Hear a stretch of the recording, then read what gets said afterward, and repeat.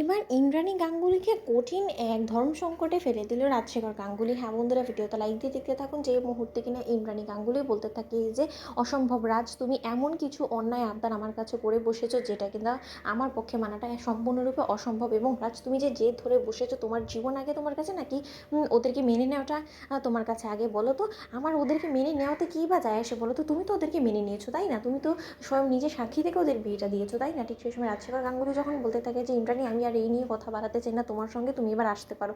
ঠিক সেই সময় ইন্দ্রাণী গাঙ্গুলিকে বের করার জন্য রাজশেখর গাঙ্গুলি যখন কিনা নার্সকে বলতে থাকে যে নার্স, আমি এখন একটু একা থাকতে চাই, আমি কারোর সঙ্গে কোনো রকম কোনো কথা বলতে চাই না, এবং ভবিষ্যতে আমার কোনো ট্রিটমেন্ট নিয়ে আপনাদের যদি কোনো রকম কোনো আলোচনা করতেই হয় তাহলে আপনারা সরাসরি আমার সঙ্গে এসে আলোচনা করবেন, কোনো মতেই আমার ওয়াইফকে এই সম্পর্কে কোনো কিছু জানানোর কোনো প্রয়োজন নেই। ঠিক সেই সময় এক পর্যায়ে ইন্দ্রাণী গাঙ্গুলি যখন কিনা নিরাশ হয়ে কেবিন থেকে বেরিয়ে আসে, এবং সিদ্ধার্থ, মীনাক্ষী সমস্ত লোকেরা যখন কিনা ইন্দ্রাণী গাঙ্গুলিকে ঘিরে ধরে এবং বলতে থাকে যে কী ব্যাপার দিদি, দাদা কী বললো, দাদা কথা বলেছে, দাদার এখন সুস্থ লাগছে, দাদাকে আগামীতে ট্রিটমেন্টের জন্য কী করতে হবে বলো না। সিদ্ধার্থ যখন বলতে থাকে যে আচ্ছা বৌদি, কোনো মতে কি দাদাকে আমরা দেশের বাইরে নিয়ে যাব, ডক্টর কী বললো? ঠিক সেই সময় ইন্দ্রাণী গাঙ্গুলি যখন বলতে থাকে যে ডক্টর বললো যে রাজের নাকি এক্ষুনি অপারেট করতে হবে, এবং সেটা যদি আমরা সময় মতো না করি তাহলে যে কোনো সময় যে কোনো খবর আসতে পারে, এবং রাজের এখন কথা বলতে যথেষ্ট পরিমাণে কষ্ট হচ্ছে, কিন্তু তা সত্ত্বেও ও অপারেশন করবে না, সেটা আমাকে স্পষ্ট করে জানিয়ে দিয়েছে। ঠিক সেই সময় ঈশান যখন বলতে থাকে যে কেন বাবা এই কথাটা বলেছে, মা বলো না, চুপ করে রয়েছো কেন, বলো।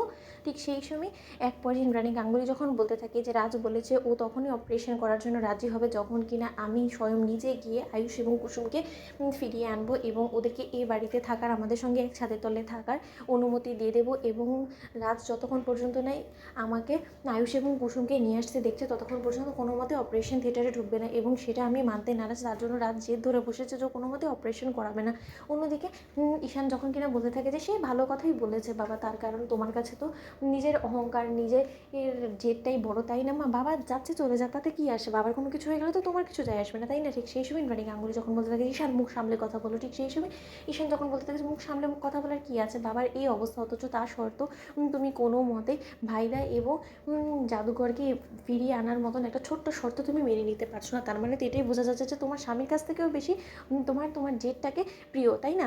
অন্যদিকে এই কথা বলা মাত্রই এক পর্যায়ে মীনাক্ষী যখন বলতে থাকে যে এটা কোনো মতে দিদি, দাদা এবং এই ঈশান অনুশ্রীর কোনো চক্রান্ত নয় তো? তুমি ডক্টরের কাছ থেকে ঠিক করে খবর নিয়েছো যে আবার কোনো মতে দাদা অভিনয় করছে না তো অসুস্থতার? কারণ বলা তো যায় না, এই অবধি আয়ুষ এবং কুসুমের বিয়ে সম্পন্ন হওয়ার পর থেকে দাদা যে পরিমাণে ঈশান এবং অনুশ্রীর সঙ্গে এই অভিনয়ে অংশগ্রহণ করেছিল, তাতে তো যে কোনো কিছুই দাদাকে দিয়ে সম্ভব। ঠিক সেই সময় ইন্দ্রাণী গাঙ্গুলি বলতে থাকে যে ছোটো, মুখ সামলে কথা বল, আর একটা বাজে কথা যদি তোর দাদাকে নিয়ে বলিস তাহলে আমার কাছ থেকে খারাপ কেউ হবে না। তো বন্ধুরা, লাইক কমেন্ট শেয়ার করো, সাবস্ক্রাইব করতে ভুলো না।